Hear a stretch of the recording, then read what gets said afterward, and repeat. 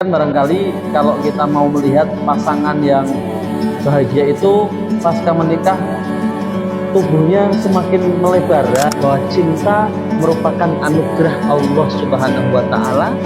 Sejauh mana kemudian kita mampu untuk menjalankan rasa cinta yang anugerah itu pada jalan yang benar dan pada jalan yang tepat sesuai dengan syariat agama.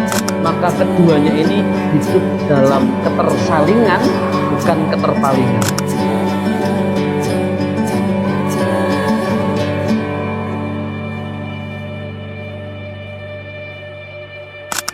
Assalamualaikum warahmatullahi wabarakatuh. Waalaikumsalam warahmatullahi wabarakatuh.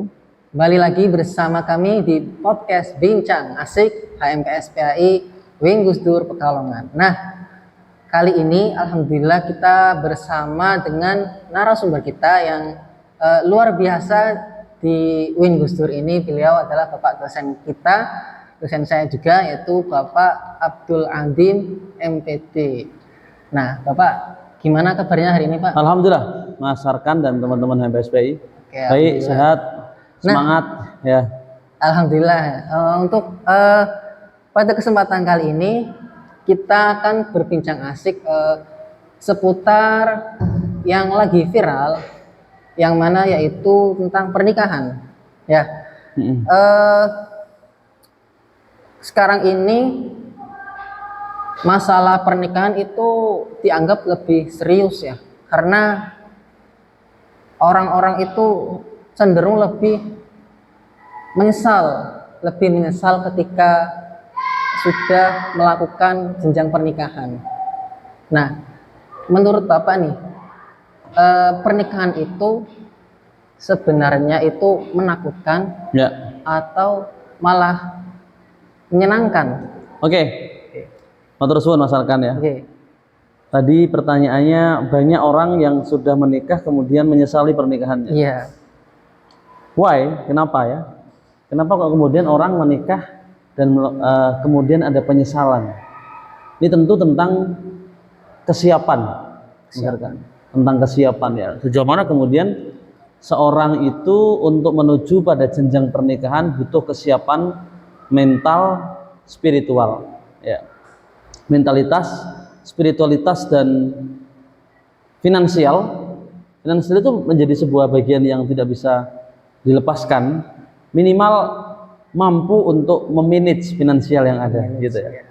Nah, seringkali problematika mentalitas, spiritualitas, dan finansialitas, gitu ya. Ini yang menjadikan pasca menikah itu menghadapi problematika dan akhirnya yang terjadi adalah penyesalan pasca menikah. Berarti bahasa lainnya, kurang siapnya seseorang untuk menjalani sebuah pernikahan, atau barangkali terjebak, ya, dalam sebuah cinta, ya, dalam sebuah kalimat cinta, dalam sebuah rasa cinta, terjebak kalimat dan rasa cinta yang antara kedua pasang ini, kemudian langsung melaksanakan pernikahan, dan pasca pernikahan ternyata tidak senikmat apa yang dia bayangkan. Akhirnya yang ada adalah penyesalan. Nah, pertanyaannya bagi Pak Adim bagaimana? Begitu ya? Iya. Bagi saya, menikah adalah sebuah hal yang begitu luar biasa bahagia.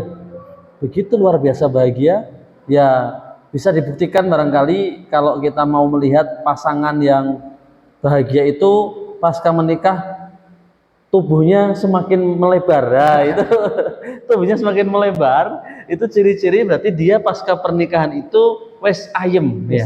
Ayem. Bahasa ayem ini bahasa sakinah, ya. Iya, sakinah dalam bahasa Arabnya itu, bahasa Jawane ayem. Tentrem, tenang, ya. Adanya sebuah ketenangan, ya.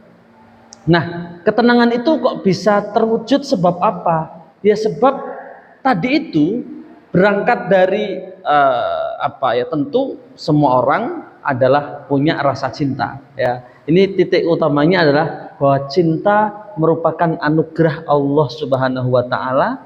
Sejauh mana kemudian kita mampu untuk, ya, menjalankan rasa cinta yang anugerah itu pada jalan yang benar dan pada jalan yang tepat sesuai dengan syariat agama. Ya ini kunci. Jadi jangan kemudian kita menolak rasa cinta dalam setiap diri manusia.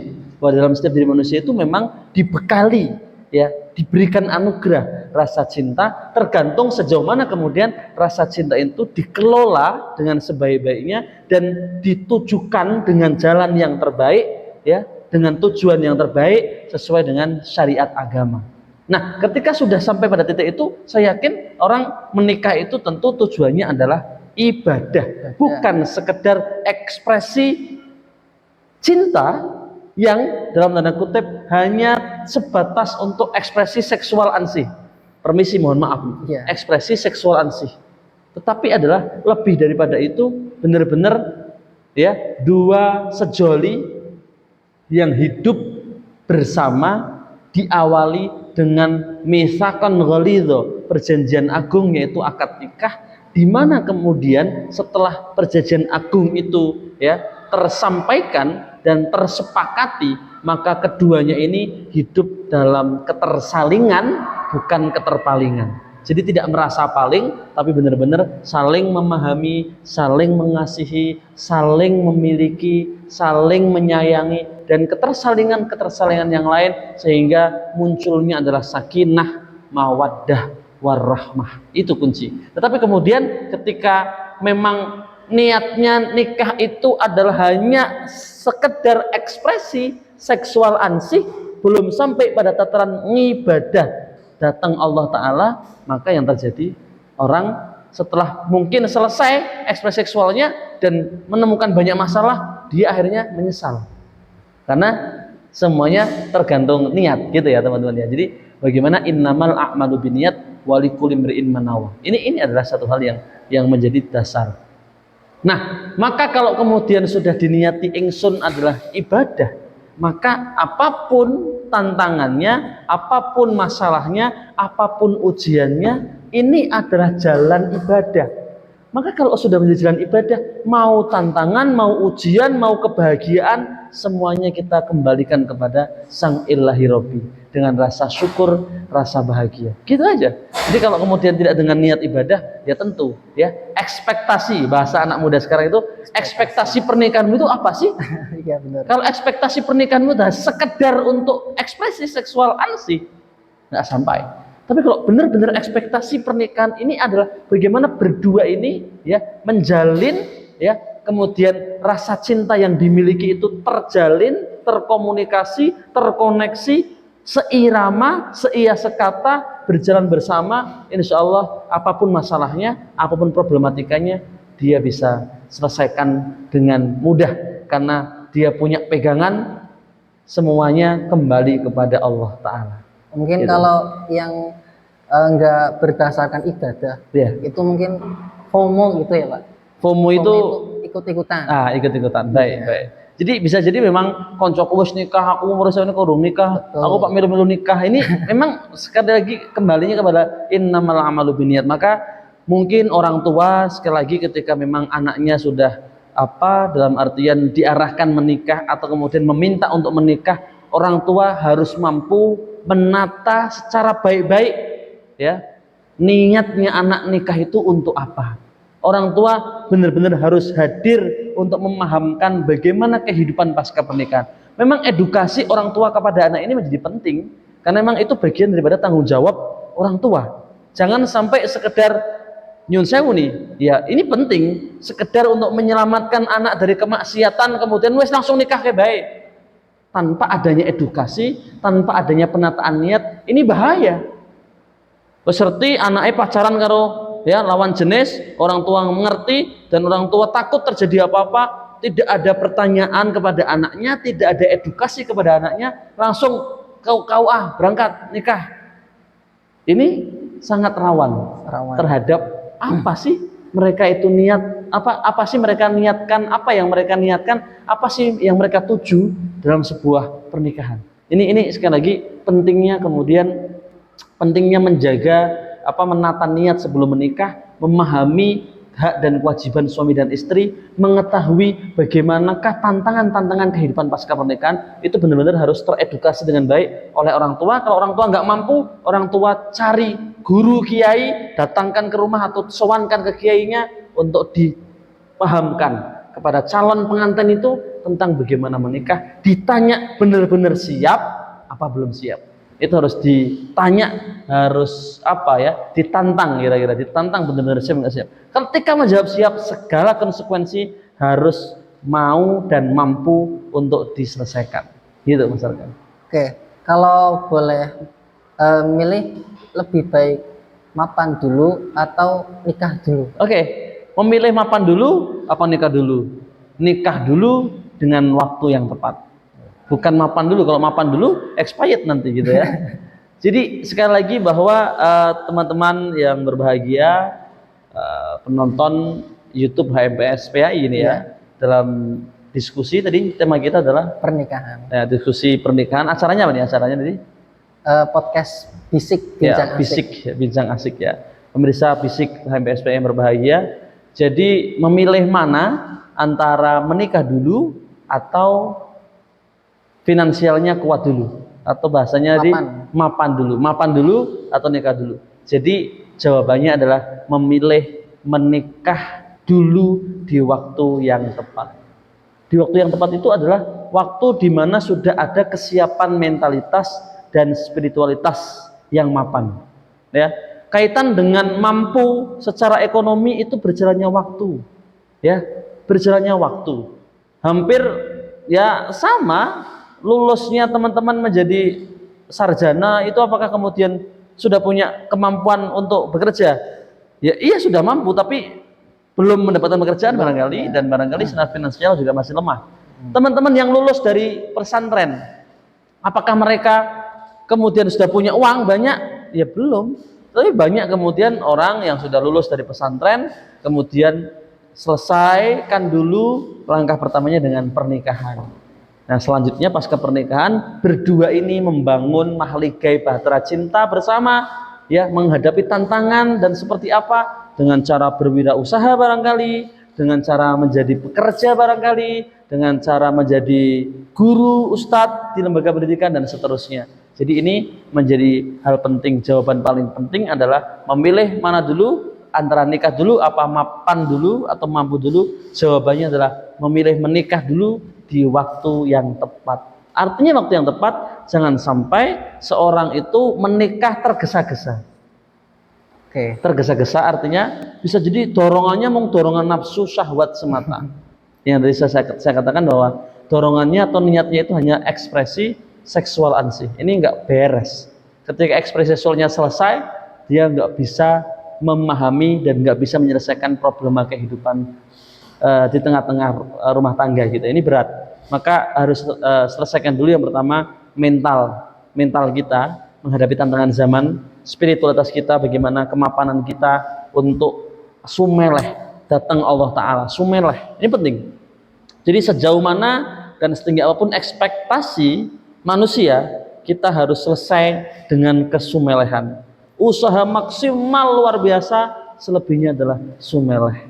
Qanaah, datang Allah Ta'ala. Itu adalah kenikmatan, sehingga kita hidupnya akan tenang, ya, tidak gelisah, ya. Nah, mentalitas dan spiritualitas yang sudah matang ini di waktu yang tepat, dan memang jangan sampai waktunya expired atau terlalu dini, ini nggak pas. Nah, waktu yang tepat bagaimana Pak? Kira-kira di usia kapan? Ya di usia perempuan 21 tahun, ya 22 tahun. Laki-laki di usia 24 tahun, 25 tahun. Ya maksimalnya idealnya di 27 lah, ya kira-kira ya. Itu juga sudah sebenarnya sudah cukup sudah sangat cukup mapan gitu ya secara usia. Jangan melebihi usia 30 tahun gitu ya. Kalau melebihi usia 30 tahun nanti bisa jadi keinginan untuk menikah itu sudah tidak lagi muncul, akhirnya dia memilih jalur jomblo sampai mati. Ini berarti ya, jomblo sampai mati, JSM ya.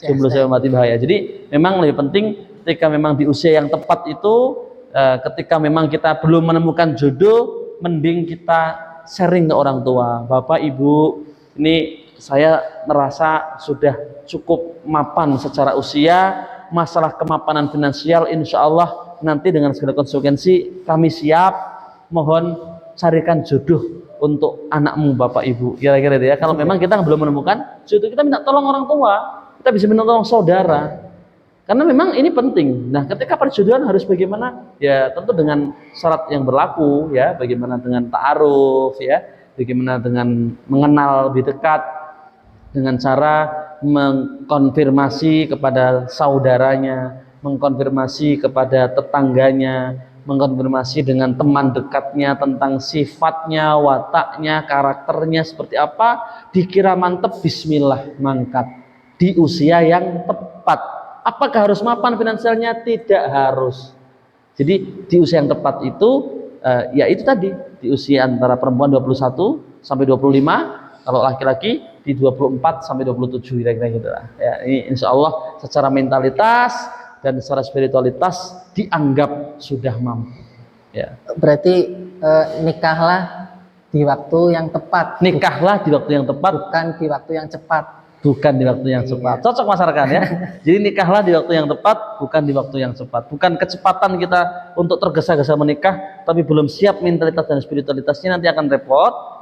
Tapi menikahlah di waktu yang tepat. Nah terus bagaimana Pak di usia yang sebelum 21 tahun perempuannya, laki-laki sebelum 24 tahun atau 25 tahun, kemudian dia sudah sudah menjalani kisah cinta yang begitu mendalam, yang sehingga sangat membahayakan bagi keberlangsungan keduanya dalam menjaga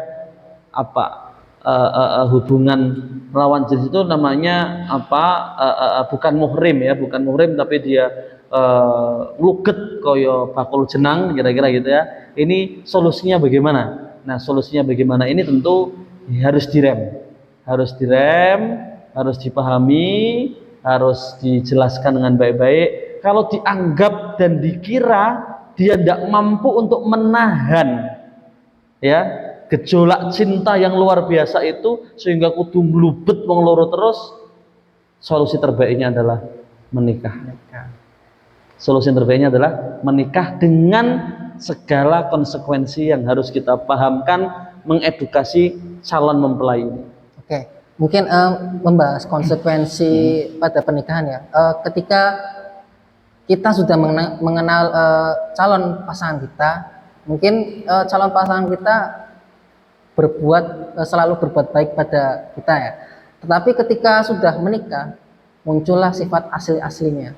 Terkadang malah bertolak belakang dengan waktu kita masih masa ta'aruf. Itu menurut Bapak gimana Pak?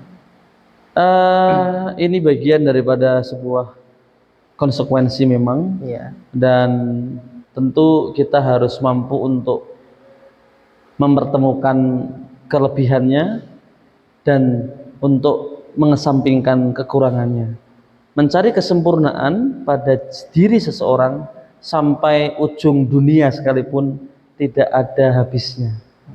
Ingat, mencari kesempurnaan pada diri seseorang, sempurna dengan cara pandang kita, opini sengene itu ya.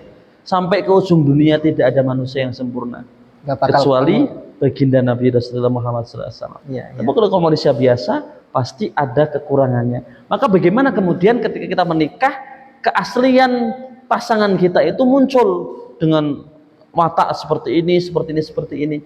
Ya tentu kita harus membangun ketersalingan. Bagaimana kelebihan dari pasangan kita untuk kita maksimalkan, kekurangannya untuk kita redam. Ya dengan cara-cara yang khusus, dengan treatment yang khusus, di mana treatment ini tentu dengan berjalannya waktu dan kita terus belajar untuk tanya kepada kiai, belajar untuk tanya kepada psikolog ya, pada psikolog, belajar untuk membaca buku tentang jiwa watak seseorang, belajar dengan cara-cara yang lain sehingga treatment apa-apa yang menjadi kekurangan pasangan kita itu tidak menjadi masalah, tapi justru menjadi potensi untuk ngegas kelebihannya, untuk memaksimalkan kelebihannya. Karena nggak mungkin orang itu kekurangan tok onone belas rono kelebihannya, nggak mungkin. Pasti ada kelebihannya. Iya. Nah, kelebihannya yang kita maksimalkan dengan terus-menerus meminimalisir kekurangan. Treatment ada cara-cara khusus tentu. Caranya bagaimana? Belajar dong. Maka belajar itu sepanjang hayat kan, minal mahdi ilal lahdi. Jadi kita berdua, contohnya berdua suami istri ya, maksudnya suami istri berdua dalam hubungan keluarga itu, keduanya juga harus saling belajar. Belajar memahami karakter satu dengan yang lain, belajar memahami kebiasaan satu dengan yang lain, belajar memahami hobi satu dengan yang lain, dan kemudian keduanya harus memunculkan saling Betul. saling mengalah, saling memahami, ya, dan kemudian controlling. Jadi yang satu kontrol dengan yang lain, yang satu juga kontrol dengan yang lain. Bukan kemudian kita membatasi atau kemudian membelokkan hobinya, nggak mungkin. Tolong sih hobimu deke, ganti liane. Ini bukan perkara yang mudah, ya. Kadang-kadang hobi itu passion ya, hobi itu jiwanya dia. Maka bagaimana jiwanya dia, passionnya itu di manage saja sehingga menjadi sebuah kelebihan. Ya. Kalau dianggap itu kekurangan, di treatment daripada kekurangan itu menjadi sebuah kelebihan. Ini adalah cara-cara yang terbaik, karena jangan kemudian adanya kekurangan-kekurangan itu menjadikan potensi kita untuk meninggalkannya atau bercerai. Na'udzubillah, summa na'udzubillah. Karena perjanjian agung dalam misakun ghalidha pasca akdun nikah itu, konsekuensi apapun yang terjadi, keduanya ini harus menjalani kehidupan bersama, baik suka maupun duka, baik manis maupun pahit, baik petang maupun malam, ya, gelap maupun padang, kira-kira bareng ya. Maka apa tadi ya, kunci utamanya pernikahan itu, pernikahan adalah ibadah yang terpanjang dalam kehidupan manusia. Ini quotes nih, menikah adalah ibadah yang terpanjang dalam kehidupan manusia. Maka kalau dijadikan sebagai form ibadah, ya harusnya suka dan duka kita lalui dengan semangat ibadah. Ngibadah kok. Masalah ono apa wae kita hadapi. Ini ibadah. Ini adalah jihad. Teman-teman berjihad mencari nafkah, itu adalah jihad. Seorang ibu berjihad untuk mendidik anak-anaknya, itu adalah jihad, dan itu adalah ibadah. Ketika formnya ibadah, maka nikmat yang ada masyarakat, bukan malah penyesalan gitu loh. Okay. Nah, mungkin salah satu konsekuensi yang lainnya itu tergantung mertua, ibu mertua atau bapak mertua, yang mana ketika sudah menikah, mertuanya itu terkadang tidak se-ekspektasi kita, kadang malah menyindir pasangan istri kita atau diri kita sendiri. Nah, ya, itu cara mengatasinya gimana? Baik, itu pasti terjadi. Siapapun pasangan pernikahannya, tidak mungkin akan cocok dengan cepat kepada pihak ketiga. Pihak ketiga itu bisa dari mertua, ya, bisa dari saudara, dan seterusnya, tetangga juga pihak ketiga, dan seterusnya. Ini namanya bertemu karakter, ya. Kita akan berjumpa dengan banyak karakter. Terus bagaimana solusi ketika kita anggap ketidaknyamanan sikap orang tua atau mertua ini terhadap kita? Ya, jangan jadikan masalah. Kuncinya jangan jadikan itu masalah. Kita sebagai seorang mantu, ya, dalam hal ini adalah anak, maka kitalah yang harus nyelondoi. Nyelondoi itu bahasa Jawa, ya.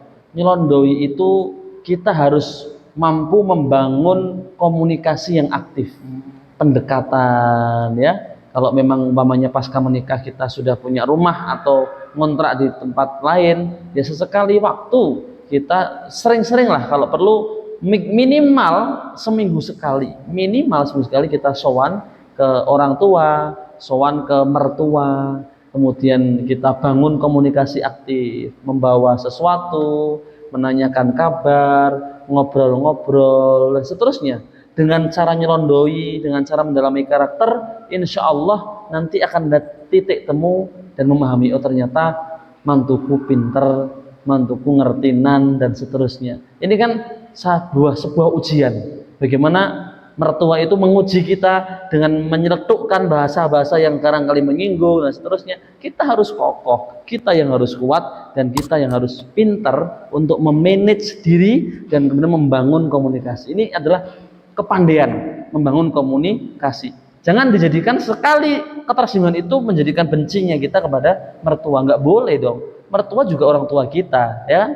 Ya dengan adanya istrimu itu karena adanya mertuamu. Kalau nggak ada mertuamu nggak mungkin ada istrimu itu. Maka ketika kamu mencintai istrimu ya cintai juga mertuamu. Bahaya kalau hanya kamu cintai istrinya, ya istrimu, tapi kamu nggak mencintai mertua, bahaya sekali. Ini nggak pas, nggak pas. Cintai istri juga harus cintai Mertua. mertua. Betul. Dengan segenap kekurangan dan kelebihan. Maka kuncinya hidup ini kalau kita obrolkan kekurangannya nggak ada habisnya. Yang harus kita hormati dan harus kita apresiasi adalah kelebihannya. Koyong unu oh tapi alhamdulillah pekerja keras. Koyong unu oh tapi ibadah ya Allah sergepepo aku bekala. Maka itu namanya kita apresiasi. Manusia itu sebenarnya yang lebih penting itu bagaimana cara kita mampu mengapresiasi atas kelebihannya, bukan melemahkan atas kekurangannya. Siapapun manusianya ketika dilemahkan atas kekurangannya mesti jengkel. Oke? Mesti jengkel, mesti tersinggung karena dia lemahkan atas kekurangannya. Harusnya diam saja atas kekurangannya, tapi kita sampaikan hal-hal kelebihannya. Ya Allah, aku kalau senengnya por sampean nggih. Sregepe por ibadahe, yo mangkat kerjane semangat. Senenge nemen matur nuwun no. Mas oh dadi mantu sing apik oh gitu kan contohnya. Ini namanya apresiasi. Mantu pasti berbunga-bunga ya Allah Gusti ya kan. Sampai kamar mesti ngoco dan ngilu Diana. Yang ternyata mantu hebat gitu ya. Itu namanya apresiasi. Pasti di sini ada harmonis. Ada sebuah keharmonisan karena saling mengapresiasi bukan saling melemahkan atau merendahkan. Itu aja sebenarnya. Harmonisasi itu terjadi adalah bagaimana kita saling saling mengapresiasi atas kelebihan bukan ngolo-ngolo atas kelemahan. Itu. Ya. Oke. Ini terakhir satu lagi. Oke. Untuk masalah kesetaraan gender setelah menikah itu bagaimana apa misal istri harus memasak atau sebaliknya suami harus masak, istri jaga anak, suami kerja atau oke. Jadi dalam hal kesetaraan gender ya, bahwa kesetaraan gender itu apa sih gender gitu ya. Jadi sebenarnya adalah berbagi peran. Artinya berbagi peran. Karena kita tadi pernikahan itu konsepnya adalah ketersalingan, bukan keterpalingan ya. Saling dan paling, bedanya cuma S dan P. Tapi konsekuensinya luar biasa. Kalau orang menggunakan perspektif keterpalingan, maka yang terjadi adalah tukaran dan tukaran. Tapi kalau konsepnya ya, cara pandang ketersalingan, maka yang ada adalah harmonisasi, harmonis gitu ya. Nah, bagaimana kemudian peran ya, berbagi peran suami dan istri ini tergantung sejauh mana keduanya untuk mendiskusikan ya, keduanya mendiskusikan. Sudah lumrahnya seorang suami pekerjaannya apapun itu ketika pulang kerja ya paling bahagia bagi suami itu ketika sudah ada teh hangat atau secangkir kopi yang ada di meja, kemudian salim dengan istrinya ya, kemudian dipersilakan monggo mas ngunjuk riyin, bajunya dilepasin gitu kan ya, kemudian diajak ngobrol pripun mas tadi pekerjaan di kantor, seneng ya mas ya, semangat selalu mas ya, pokoknya adik, kalau dipanggil adik atau dipanggil ayang atau dipanggil siapa gitu ya, selalu mendoakan semoga mas semangat selalu dalam beraktivitas, rezekinya lancar. Ya Allah Gusti, betapa bahagianya kan seorang suami ketika pulang dari kerja rasa kesel hilang kabeh masyarakat. Betul, rasa capeknya itu hilang semua. Ini yang disebut praktek sakinah mawaddah warahmah. Jadi bagaimana berbagi peran. Sama ketika yang beraktivitas itu istri, ya kan? Istri beraktivitas untuk menjadi pekerja, menjadi wanita karir. Maka nggak ada salahnya kan ketika istri pulang dan di rumah sudah ada suami juga dalam hal ini nek bisa gawe wedang. Nek ora kok kemudian di rumahnya ada asisten rumah tangga, minimal ngomong asisten mbah gawe wedang mbah itu kan. Nah, kemudian setelah itu duduk bersama, diajak ngobrol tentang pekerjaan, ngopi bareng. Itu betapa nikmatnya. Jadi dalam ini berbagi peran adanya ketersalingan, bukan keterpalingan. Nah, berbagi peran itu tentu sesuai dengan porsinya masing-masing dan harus proporsional. Proporsional itu jangan sampai dalam sebuah rumah tangga itu overlapping. Overlapping itu karena kita pahami rumah tangga itu pemimpinnya adalah suami, maka bagaimanapun kehormatan marwah ya suami adalah ada pada istrinya. Ketika istri mampu menjaga kehormatan dan marwah suami, maka tentu suami akan benar-benar menjadi suami yang pas. Tapi ketika istri malah mengumbar keburukan suami ke publik dan merendahkan marwah serta kehormatan suami, maka sudah pasti di sini yang terjadinya overlapping. Istri seakan-akan menjadi pemimpin dan suami yang dipimpin. Oke? Iya. Ya. Maka konsep ar-rijalu qawwamuna 'alan nisa ini memang konsep berbagi peran dalam rumah tangga. Artinya apapun pekerjaannya, meskipun perempuan istrinya adalah perempuan berkarir, tetapi sekali lagi ketika di dalam rumah tangga harus menempatkan seorang suami sebagai pemimpin rumah tangga. Dan itu kunci. Overlapping cukup bahaya, cukup riskan dan sangat rentan terhadap tukaran, terhadap cekcok antara suami istri. Jadi marwah dan kehormatan suami ada pada istrinya, sama marwah dan kehormatan istri juga ada pada suaminya. Maka bagaimana seorang istri itu juga harus mengimbangi pakaiannya suami, seorang suami juga harus mengimbangi pakaiannya istri. Suamine pekerjaannya seorang guru, ya kan? Mosok istrine Pak nganggone rok mini gitu kan, namanya nggak seimbang. Jadi dia harus menyeimbangi. Ketika kamu di luar itu seperti apa seorang istri, itu adalah wajah suamimu. Kamu kok di luar menjadi orang yang begini begitu, berarti begini begitumu yang negatif, kamu belum mampu menjaga marwah dan kehormatan suamimu. Tapi kalau ketika kamu di luar itu menjadi wanita yang sholihah, wanita yang baik, wanita yang bergaul dengan masyarakat baik, ya, mudah menyapa, sreseh, sumeh, maka otomatis yang mendapatkan nilai baik adalah suaminya. Gitu. Jadi dalam hal ini penting. Sama sebaliknya juga demikian. Maka ketersalingan ini kunci utama membangun keluarga yang bahagia. Kira-kira itu masyarakat. Oke. Terima kasih Bapak Abdul Latif. Kami ucapkan terima kasih telah menyempatkan waktu untuk berbincang-bincang asik dengan kita. Sebenarnya ini masih ada banyak pertanyaan, cuman karena waktu terbatas. Oke ya. Nanti mungkin bisa lain waktu. Baik. Tapi kesimpulan apa ini masyarakat kalau dalam hal tema bisik ya, bincang asik dengan MPSPAI tentang tema pernikahan ini? Kesimpulannya yaitu yang pertama, nikahlah di waktu yang tepat dan jangan nikah di waktu yang cepat. Yang kedua, nikah itu bukan keterpalingan tapi ketersalingan. Mungkin itu saja yang saya tangkap gitu Pak. Oke ya. Sebenarnya banyak, cuman ya agak bingung juga kan. Oke ya. Terima kasih untuk teman-teman semua yang sudah menyimak video ini sampai akhir. Jangan lupa like, komen, dan subscribe YouTube kami HMPSPAI Unggus Dur Pekalongan, dan see you later. Wassalamualaikum warahmatullahi wabarakatuh. Waalaikumsalam warahmatullahi wabarakatuh. Baik, matur nuwun. Matur nuwun Pak.